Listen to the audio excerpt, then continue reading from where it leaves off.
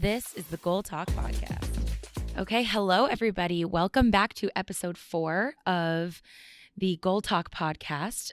Today we will be talking through identifying your perfect customer persona. And with me, I have our Director of Product Marketing here at WordStream, Erik Mansur. Hi, Hello. Michaela. How are you? I'm doing well. How are you? I am thrilled to be here. I'm so excited that you're here. I cannot tell you how much I enjoy podcasting. Literally my whole morning and afternoon, my commutes are all made of podcasts. Love that. So, and I'm also a narcissist, so I cannot wait to listen to myself on the way to and from. So it'll be fantastic. Yeah, it's super great. Yeah. I also love podcasts and podcasting. They're booming. It's a booming industry. Yeah, and it's such a great way to absorb content as you're doing something else, whether you're driving or commuting. It's a really great way to keep yourself informed, keep up to date on things, learn new things, hear stories.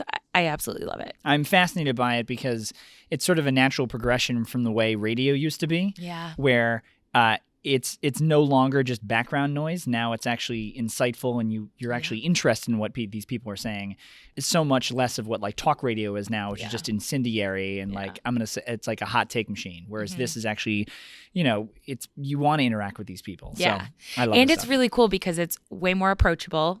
A lot of just, more people in general are doing podcasts, creating things that they're passionate about. Yep. And you can also select what you're listening to because there are so many options. Yeah, it can be very, very niche, which is awesome. Yeah. Which is awesome. And I mean, online advertising is something that really everybody from an enterprise level all the way down to the tip of the tail, the brand new person starting a business needs to pay attention to. So that's why I think this podcast is pretty great. Yeah. And that's why I'm excited because today we're going to talk about personas in general, which a lot of companies may already have. Or again, if you're starting out, tip of the tail, as you say, we're going to help you kind of create that process for identifying and creating your own personas.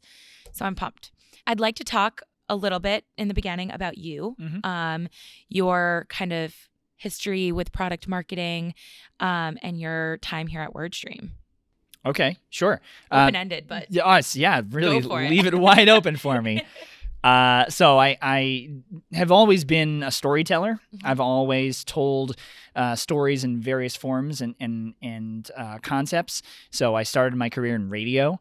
So I literally did this for a living. So hello. Yeah, and this is something that was always a passion of mine. And the stories that I told then were really sort of like, entertainment tidbits and when you're talking up Britney Spears songs, right? So that's a different type of story.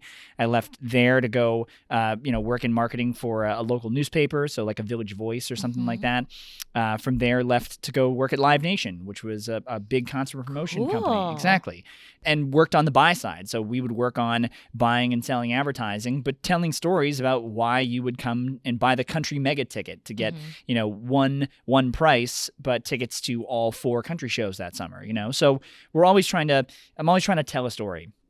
And it wasn't until I got into, working in software, working in this industry, particularly whether it be enterprise or SaaS software or SMB software for SaaS software, that I started thinking about a more refined story to a user themselves. So marketing sort of writ large is about building brand, building awareness, building an understanding, driving a direct response, driving a conversion. But when you get into product marketing, it's telling a very a complex or making a complex idea about what the product does and how it can benefit a user, and sort of drilling it down into the sum of its parts. What benefits to a user can this story be? So that's sort of what I do here at WordStream is I work on the product marketing team. The product marketing team works with me, and we try to make the hard things easy to understand. We try to distill things down into words and phrases and things that are inspiring and impactful to our potential customers and our current customer base, to make them think, oh yeah, WordStream is the software for me. WordStream is the premier consulting that I want to rely upon. So that's what we do, and it's something that I think is really beneficial for any software company to have, is a product marketing team that can sort of be the voice of the customer, but also speak to the customer in such a way that can translate those difficult concepts into something that a customer would want to buy and want to continue to engage with. Cool. That's really exciting. I mean, it's so cool to think about different levels of marketing and different, ways that the actual product and people behind it kind of write the story or tell the message about not only why you might need the product, but why the product is going to help make your life easier. It's true. Yeah. It's true. I mean, I think about it from a perspective that, you know how sometimes you will, you act one way in front of your friends, but then another way in front of your parents, right? Like you would punctuate something with one of your friends with the F word, but you wouldn't say that around like the Thanksgiving table, right? Because your mom and dad would like, oh my God, Michaela, you know? Like, well, my parents would be leading the charge, but I can understand it in a conceptual you level. get the idea though, right? Because everybody has personas within their life. Right. Like it's how you sort of modulate the way, what you say and how you say it, depending on what the audience is. So I think that the concept of personas is not necessarily foreign to anybody, because I think everybody sort of knows what filters to apply to what they say and how they say it, given the context for which they're conversating. You know? Yeah. So to take a quick step back, you would put, and the reason why we have you here today is because we would put personas in general under the product umbrella. Okay. Yeah. Correct? I would. I mean, I would put personas in general under the... they really stretch everywhere, right? So you can build a product for a particular persona, you can market to a particular persona, you can sell to a particular persona, and then you can offer customer service to a particular persona. And once you identify what that persona is, it should affect everything you do and however you have a touch point with that type of customer, that persona. So I think about the first time I ever had exposure to this, it was when I was in radio, and I was the overnight jock at KC 101 down in New Haven, Connecticut, WKCI FM. And I walked into the studio one day, and our program director, a guy named Danny Ocean, had It's a great radio name. It's a fantastic. Is it his real name? It's not his real name. Okay, I was going to say not his real name. That's but amazing. old school radio guy, Yeah. right? So a guy who, somebody I'm still friendly with, still stay in touch with, Facebook and otherwise, and South Jersey, Philadelphia guy. His radio name is taken from like the colloquialism to go down the ocean. So that's where Danny Ocean came from. Anyways, the point is, there was a bulletin board right within eyeshot of the microphone of the studio setup, and that bulletin board basically had cut out pictures of various products and entertainers and various things that tied to a particular person that we were talking to on the air, and her name was Amanda. Now this is laid out to me, and I'm like, Danny, you're married. Like, I know your wife. Like, who the hell is this Amanda woman? And it's explained to me, Amanda is actually sort of an archetype. And what I didn't know then, but now I know now, is that was our listener persona. Yeah. Amanda is a 22-year-old female who sort of just left college, potentially just left Quinnipiac or Southern Connecticut State or Yale. She's got a bit of disposable income, but not a ton. She is listening to KC 101 because she likes Third Eye Blind, or she likes, Christina Aguilera. She likes that type of music. And, everything we say and everything and how we say it to her should be modulated to the types of things that she likes. So, she probably drives a Honda Civic. So there's some automobiles on there that she potentially is driving, and the type of fashion that she's interested in, the celebrities that she pays attention to, the TV shows and movies that she's watching. All of that stuff is on this bulletin board that's right as I can stare at it as I hit the red button and go on the air. And that, to me, was my first exposure to personas. And it was the idea that there's an abstract layer, or there's a concept of who your target audience, who it actually is. And it defines certain characteristics by which you can sort of extrapolate methods and how you approach them, how you speak to them or market to them, and how you really interact with them in any way, shape, manner, or form. So in an answer to your question, sort of, and to tie it back to software, tie it back to being a small business owner, you sort of have to sort of understand the archetype or the type of person that you're trying to market to. And that's not necessarily Amanda, so it's not necessarily demographic. It's not necessarily, if male or female, age range, things like that. A lot of it's sort of psychographic. What makes this person tick? What is the motivations for them to buy? What is it they are interested in, and why would they, even want to come in touch, get in touch with your business, your product, whatever it is you're trying to sell them product or service. Awesome. I literally could not have said it any better. My next question, I was going to ask you to like put a pretty little bow and define personas for me, but you just did. So thanks. You're welcome. And that's the thing. It is, when somebody says buyer persona, it sounds like, oh, okay, cool. Somebody wrote this in their, it's like in a Harvard Business School article, right? Yeah. Like, oh, okay, you're getting all highfalutin on me. But in reality, I would say that most small business owners sort of understand exactly who it is, the type of buyer that they're looking for, type of buyers. The vast majority of small businesses aren't serving or aren't catering to one particular buyer persona. They probably have more than one, and it may be that they just don't realize that there's the one buyer persona could be separated via meiosis into two. Yeah. And it's not just Amanda that they're talking to. It's Amanda and it's Zach and it's Lucy. Exactly. Cool. Awesome. Well, I wanted to talk about specifically how small businesses or businesses that are just starting out can figure out how to create their own personas and how they can start using them. But before we get there, is there a certain threshold that a company needs to get to before they can start thinking about personas or before they can create a persona for their brand? Like, do you have to be 3 people large and have X amount of marketing budget and this many current customers in order to be ready for a persona? Or is it, from the jump, let's go? There's a job called quantitative analyst.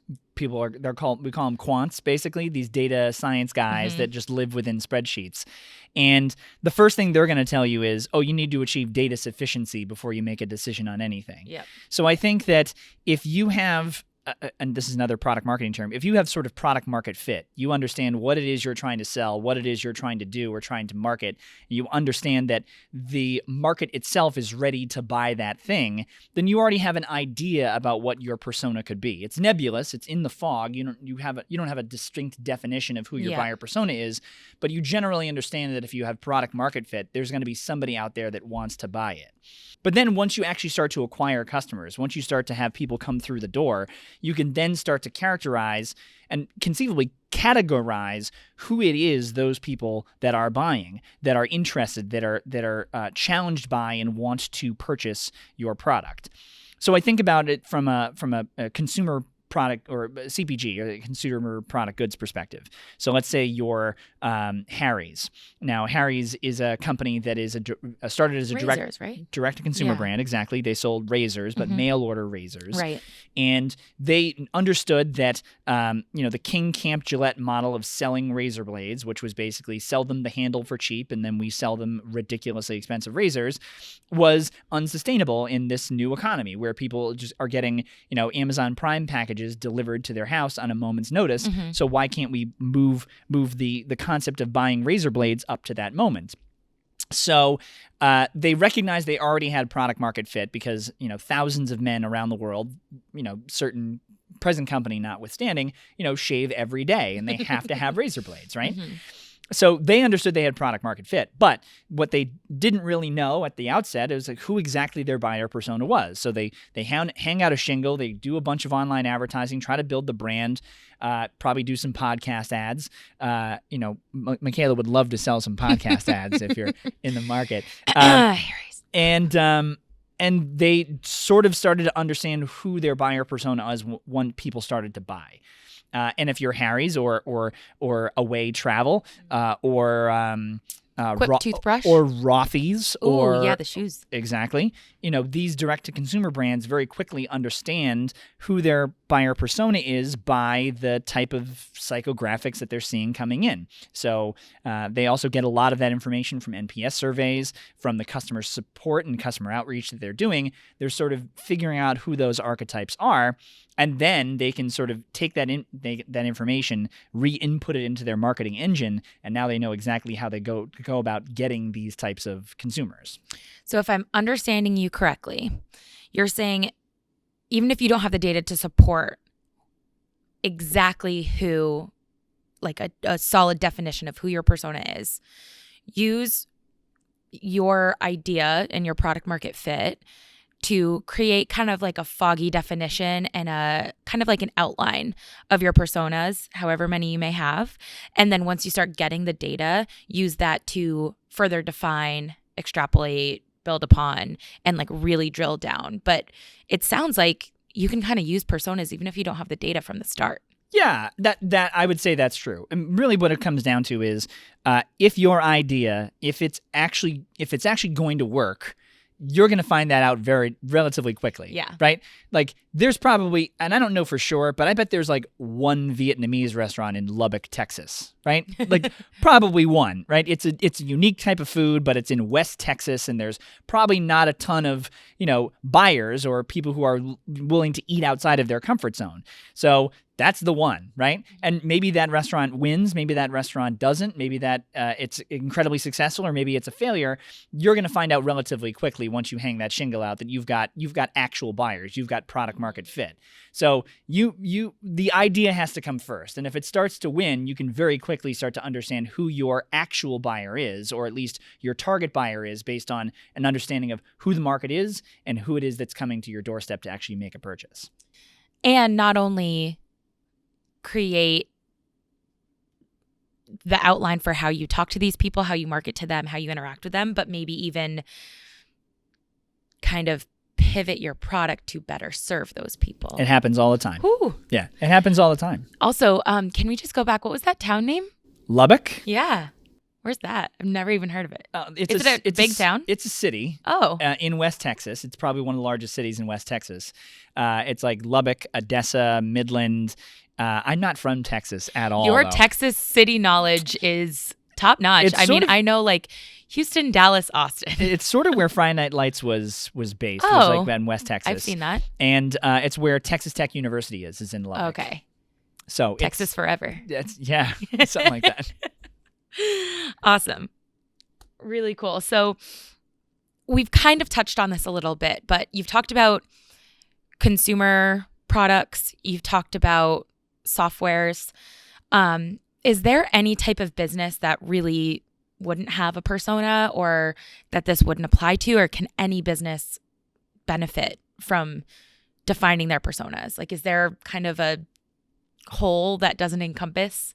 Yeah, I think there are certain businesses that aren't necessarily looking for where persona is a little bit more ill-defined. So I think of like ambulance services, for example, right? So not every city has different ambulance services, and those ambulance services are contract out to different hospitals and different communities in order to provide the trucks and the people, in case people are sick or injured or whatever. So unless you're an ambulance service that has a wide variety of towns and communities that vary pretty significantly differently, there's probably not a big difference between the various buying personas, the people who are paying on a yearly basis for your ambulance service. Now, that's one example, but the example, what I mean by that is there's a limited market for the services that you sell, and you are more of a niche provider of that service within that limited market. Does that make sense? Yeah, I think so. So I guess the first thing that comes to my mind is a tire company. Okay. So if you're selling tires, I guess your persona would be car owners in general. But if you're in a rural area, that's likely almost everyone. So that's why I would take that analogy, and I would even go one step further, because a lot of people own cars. Depending on where you are, rural, suburban, or urban, car ownership is pretty universal in various communities. It's ubiquitous. I would say like a job or a business being a piano tuner, because how many people do you know own their own piano? Not one. But piano tuning is still something you can look up on the internet. That's still in the yellow pages. You can still find a piano tuner. And that is a far more niche thing, right? The market size within a city like Boston, for example, or the Boston and some surrounding communities is probably pretty small of people who have their own piano at home. But piano tuner is still a job that you can conceivably have, and you would sign up clients that, once a year, every year, you would come back and tune their piano. There's probably a limited amount of competition. You're probably not driving around the street in your van and seeing another piano tuner and shaking your fist out the window. Yeah. I don't see ads for piano tuners very often. It's rare. It's rare. But when we're talking about the concept of is there a business that doesn't necessarily need a buyer persona, the answer to the question is those people that have a very limited market size, that they do in fact have product market fit. Person with piano needs to have it tuned. Yeah. But also has a limited size of the audience they could conceivably target. Mm-hmm. So that is sort of the answer to your question, that I think the vast majority of businesses aren't like that. Those that want to be successful in what they do will try to take what it is they're skillful at and try to make it available to as broad an audience as possible, while still leaving room for focus points where they can make sure their service appeals to a particular subgroup in a far greater way to increase profitability. Yeah, and back to your piano example, I would assume that those who own a piano and need said piano to be tuned would be searching for that service rather than waiting to see an ad and then taking an action from that ad. That's absolutely correct. Yeah. 100% yes. Now, when, with Google advertising in particular, that a lot of that is very intent based, right? Mm-hmm. So there is a great deal of, I would presume that piano tuners serve a region. So they're probably driving distance, upwards of in half an hour to an hour to their different clients' homes, doing the house call thing. And I would presume that they would also do Google search advertising, because anybody who's in the market for a piano and buys one, if they need to have it tuned, they will search for it. And ideally, it's your ad that's at the top of the screen. If they're probably also doing social advertising, probably not spending a ton, probably not getting a ton of impressions, but you're targeting people that have a piano, that are talking about pianos, that are posting about, oh my gosh, my piano's so out of tune. Oh no. Visiting piano websites or blogs. Exactly. Yeah. Exactly. So I do think that there is something to be said for even the smallest market, even the smallest niche seller or advertiser would probably find of some benefit the concept of a persona, no matter how small, just knowing who your target audience is and how to reach them. Right. So I want to go back a little bit to one thing that we touched on was once you develop your persona and use it for messaging and for marketing and for continuing relationships in the correct way. From the product marketing side, mm-hmm. How do you find that your personas help you curate the direction of the product and better it to better serve your target customers or your current customers? So to answer that question, I wanted to talk about the meiosis of splitting a persona into mm-hmm. two different personas, right? Mm-hmm. So you sort of have to think about wants and needs and desires. You have to think about, what it is that separates one type of buyer from another type of buyer. So we have two different personas that we use for our advertiser-focused product. And one of those personas is a little bit more of a novice. They want to be taught a little bit more about the intricacies of PPC advertising. And the other persona, what separates the two personas, is one of them is a bit more experienced. Mm-hmm. They are a marketing manager for a company. So by their very nature, by the nature of their position, they have to be a bit more experienced.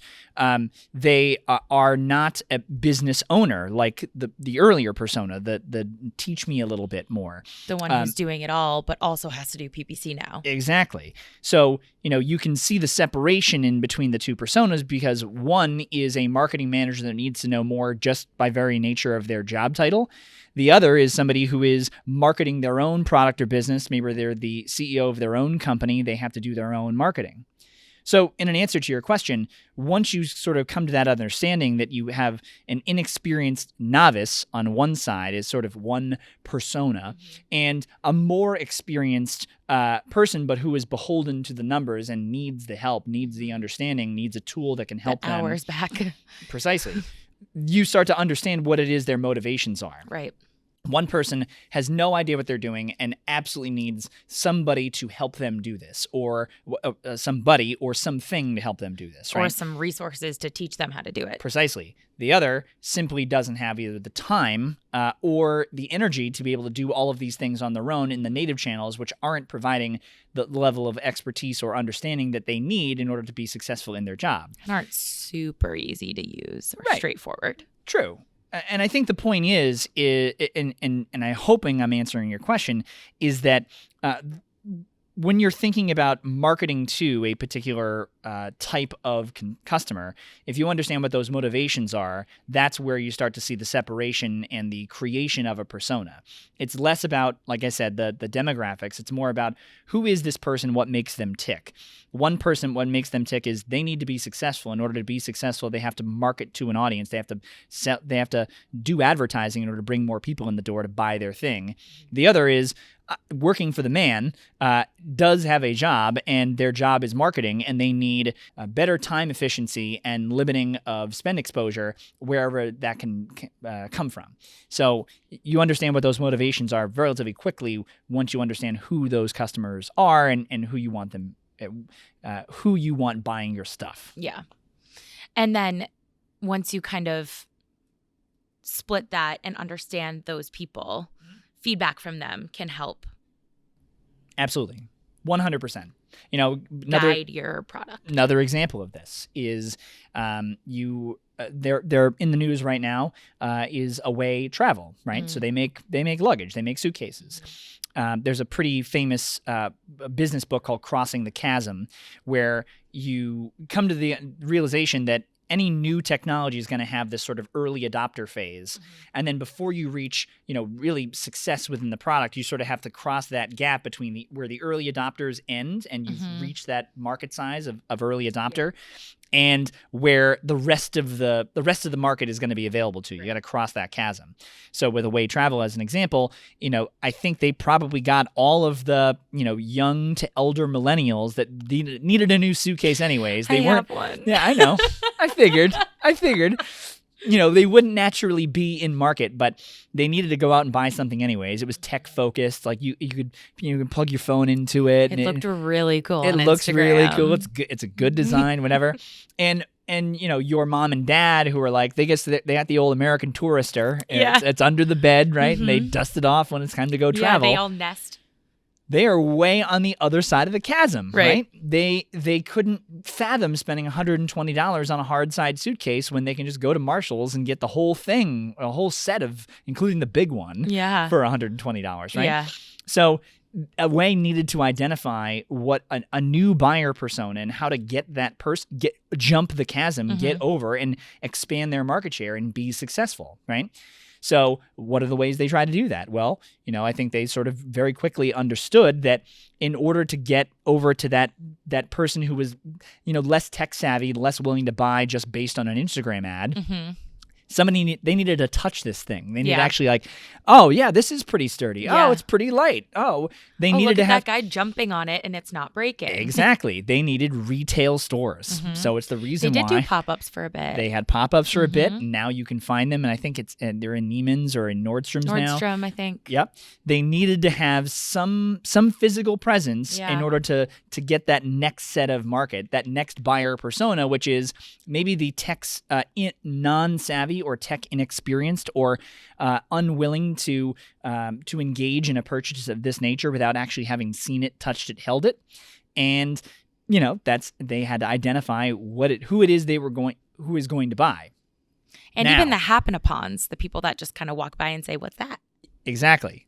But what you talked about was the receipt of feedback that can help influence the creation of a buyer persona. Right.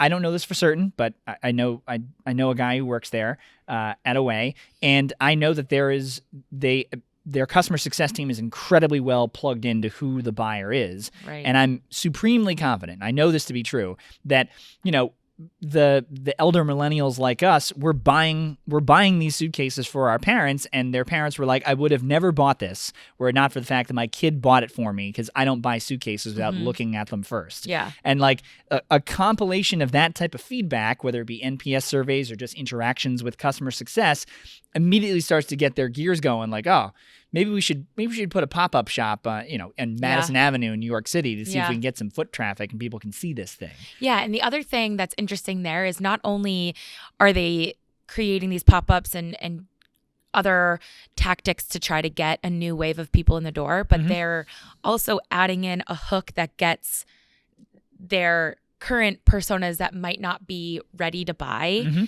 that gets them right over that edge. That's they right. started doing free monogramming and like painting on top of the suitcases with your initials in whatever color or font or whatever you wanted. And there was artists doing it there.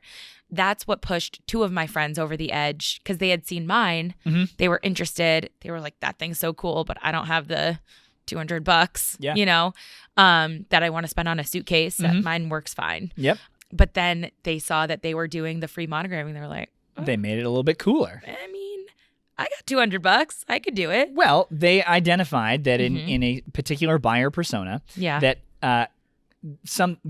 having something custom or one of a kind is a characteristic. Personalization. So that your friends recognize that this is one suitcase out of a billion, and no one else is going to have this color combination. This artist putting my initials on this thing in this way, this is uniquely mine. Yeah. And now, even though I've had mine a year longer than some of my friends, I'm jealous of theirs because theirs has a cool thing on it. Right.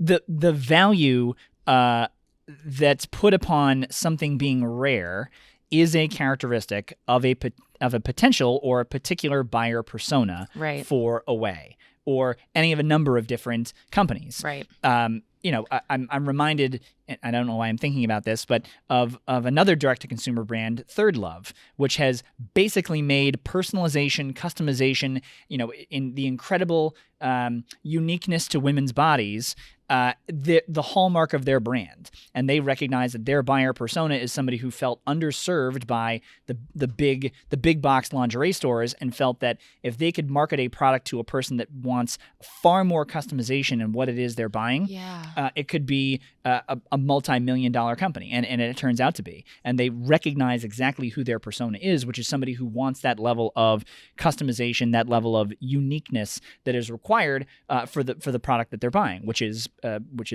underwear. Yeah. So basically, Third Love, for those who don't know, I have done this before, which was really, really great. I got my mom on it too.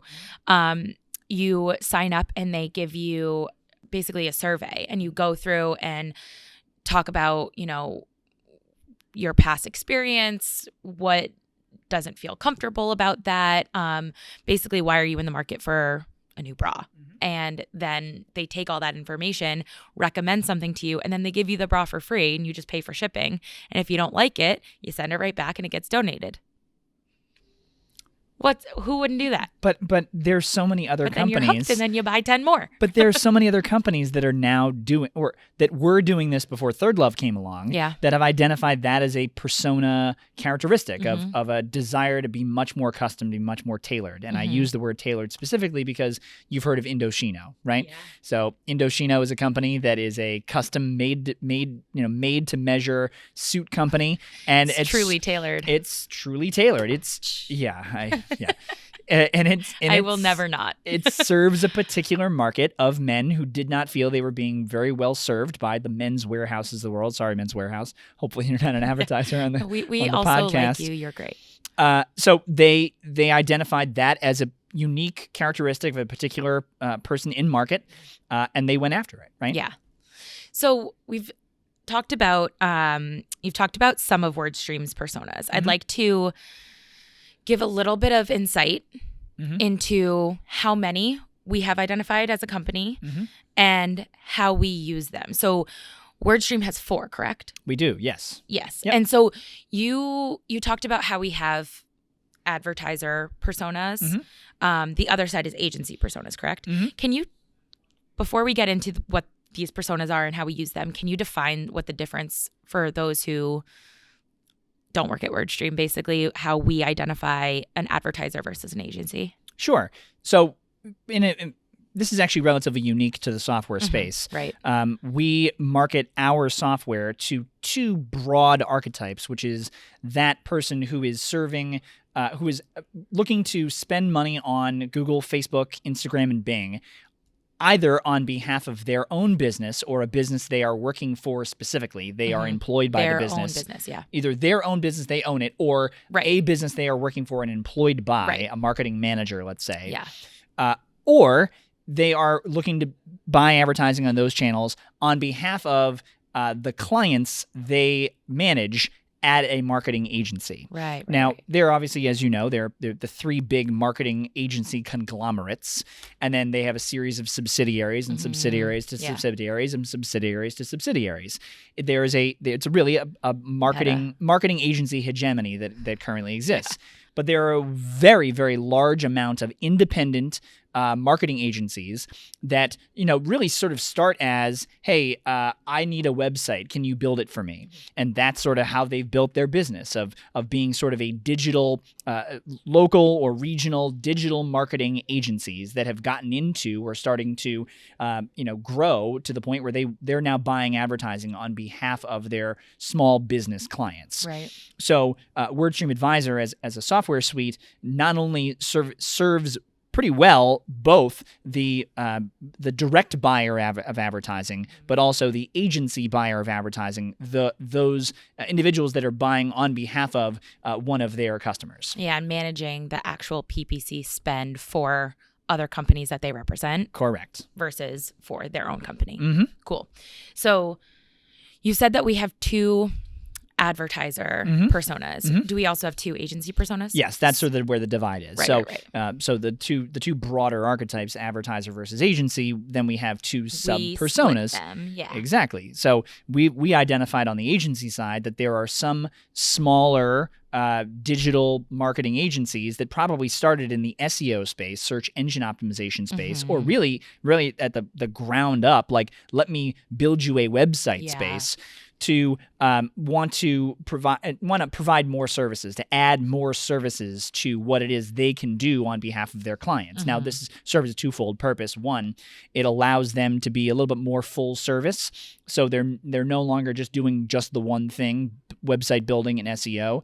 They're also doing search engine marketing as well, so SEO plus SEM. Right. The other purpose, obviously, is the additional pass-through that you can get from managing somebody else's media spend, because the way some agencies, not all, but many agency models work by here's an invoice at the end of the month, and that is inclusive of not only the service that we provided but also the media that we bought. Yeah. So there's additional media markup there, and agencies can sort of modulate that to their benefit, right?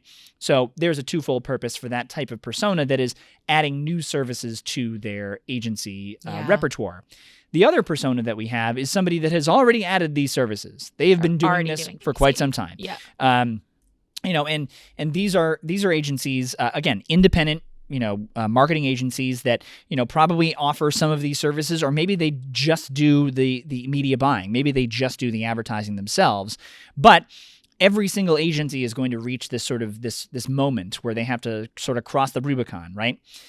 You've got an account manager that is managing the spend on behalf of their clients, and they're getting a little bit overworked. They got a lot of stuff going on. They're probably doing, 5, 6, maybe upwards of 10 different clients that individual account manager within the agency is managing. Yeah. And they need software that's going to help ease their workload, going to help, lighten the load in a general sense, which will allow them to be far more efficient. So if I've got take on more clients in that that's point. The idea, right? So if I've got 3 overworked marketing managers that are each managing 10 clients, I've got 30 clients.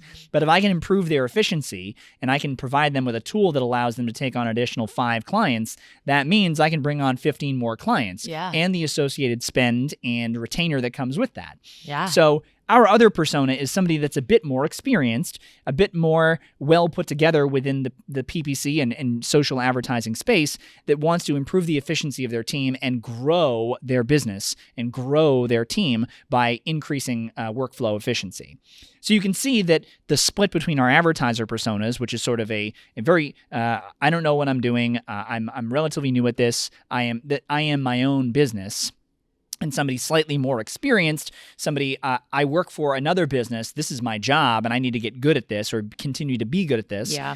The split there. And then on the agency side, you sort of got a similar split. Somebody who is, I'm starting to bring on more services than my agency. I want to be able to do it the right way and have, an experienced partner that's going to help me. Mm-hmm. Or I've been doing this for a while. I just want to make it easier on myself and my team so I can get bigger and get better and buy a boat.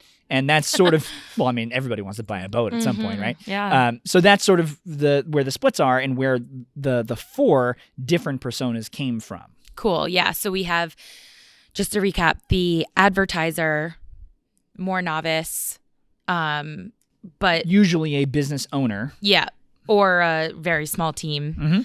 Mm-hmm. And then the individual contributor doing marketing for their company, Mm-hmm. that needs to have more time to do other things or do it better.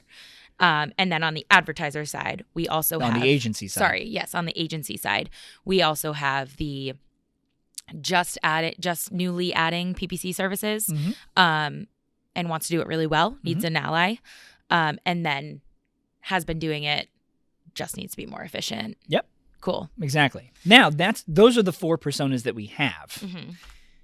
It's not outside the realm of possibility that those split once again, right? Right. Because when you think about it, think about it as like a tournament bracketing, right? We've got advertiser and agency that then split into, 2 different personas beneath. It's not outside the realm of possibility that over time we start to understand that, the marketing manager type persona is going to split into, once again, somebody who is now a VP of marketing at their company and wants to provide their team with tools. Yeah.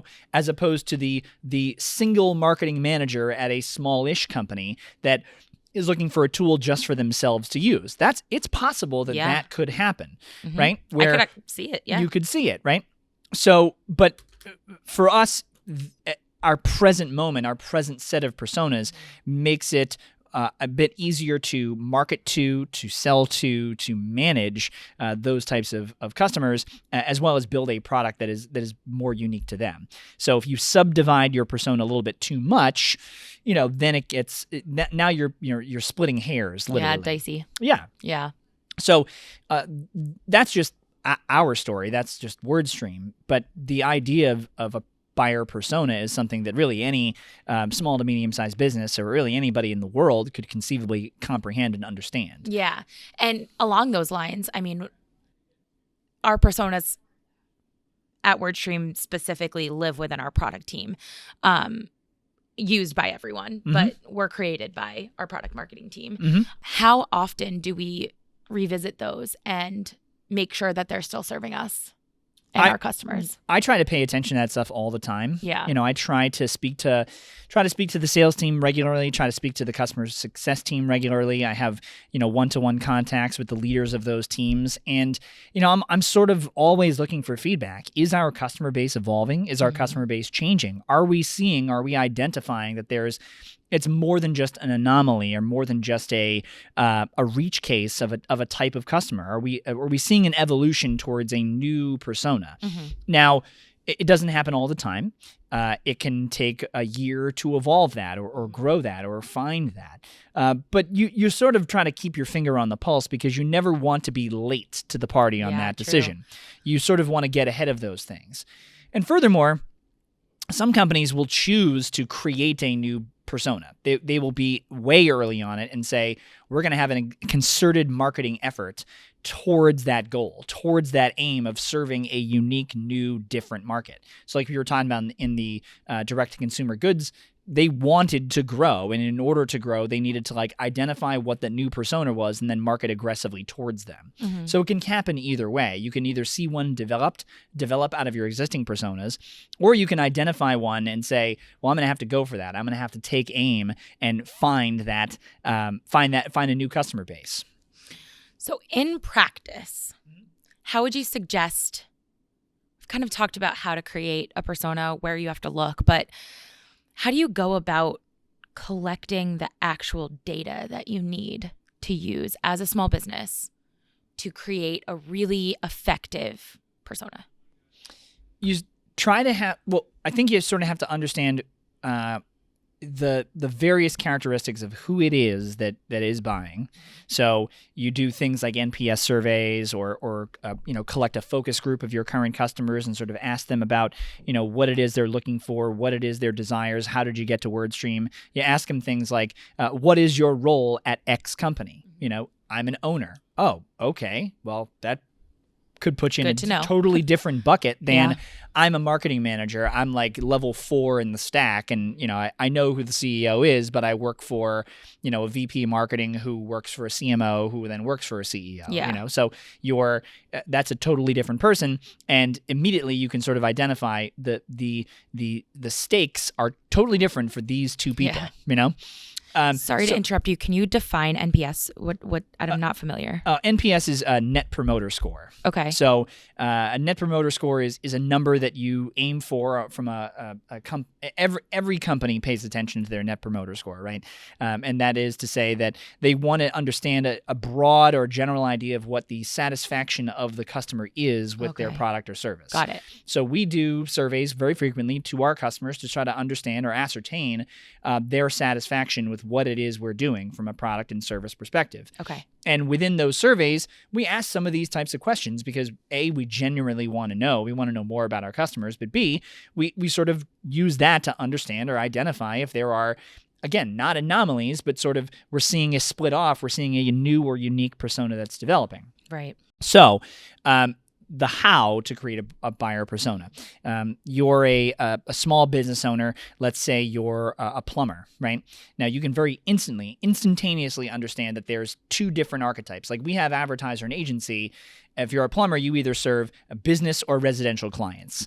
Somebody who owns a building with a lot of plumbing, or a house with a small-ish, but still plumbing. Yeah. And you're serving two completely different types of customer. One customer is very interested in making sure that their pipes don't leak in the wintertime. Another customer is making sure their tenants' pipes don't leak in the wintertime. Yeah. So from there, you can sort of further subdivide. You can say, okay, my homeowner persona is somebody that's, either big house, incredibly affluent, 7 different bathrooms, multiple bathtubs, a pool outside, whatever. They have a complex series of systems, and their needs are going to be a little bit different. So I want to provide products and services and market to those people differently. Hey, we can help you close up your pool at the end of the wintertime. We can help you make sure your pipes don't freeze, or replace the more intricate systems with the legacy stuff, the copper pipes with PVC. Or you have the more budget-conscious homeowner, first-time home buyers, 1.5 baths in their 2-bedroom condo. They're calling you when something's gone wrong. They're not as paying attention to much as to preventative maintenance, right? Right. So basically what I'm getting at is, and I don't know anything about the plumbing industry, I'm fairly confident they don't close pools in the wintertime. But you understand what I mean, that there's different needs that each of those within one archetype, one broader customer characteristic of homeowner, there could be 2 totally different types of buyers, and their needs are different. So in answer to your question, as a small business owner, you sort of have to take a broader look at who your customers are, subdivide where you can, and if you can subdivide, understand that the subdivision's not just necessarily based on big house versus small house, it's based on the needs they have as a customer. One is going to need larger things, one's going to need smaller things, one's going to need X, the other's going to need Y.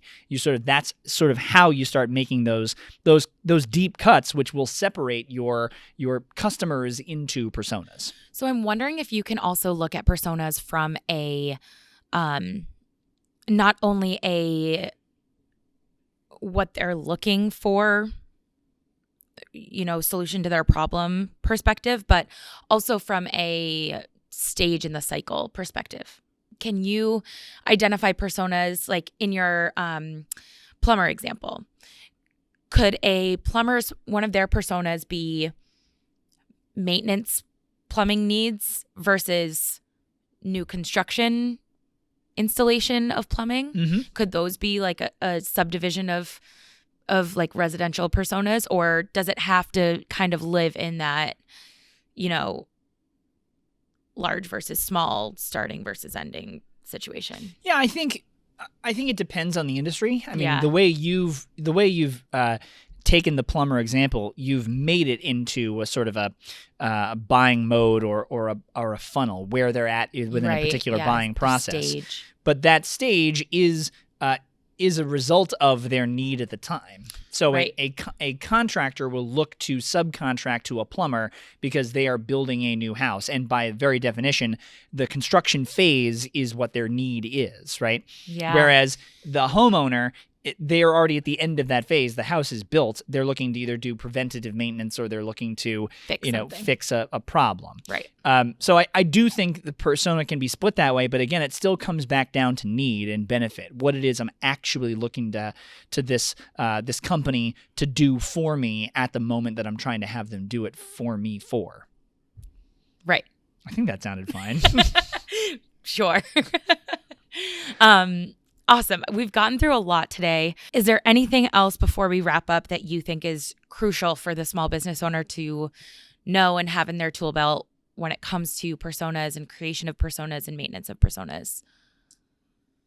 Yeah, I think what we've danced around a little bit is how you use them and what you do with them, right? I mean, I think that we've talked conceptually about about personas themselves, but what do you do with it, right? Right. So if I'm a small business owner and I'm listening, and hopefully you're not a plumber because I've completely decimated what it is you do and what your industry is. It's a plumber in West Texas. What's the town? Lubbock. Lubbock. Don't call it a town. You're Sorry, getting a lot city. of angry comments. I apologize. I think that what it comes down to is marketing in a general sense is about the conveying of a message, or like I mentioned at the top of the podcast, the telling of a story. And how you tell that story is going to be different based on the audience, based on the persona.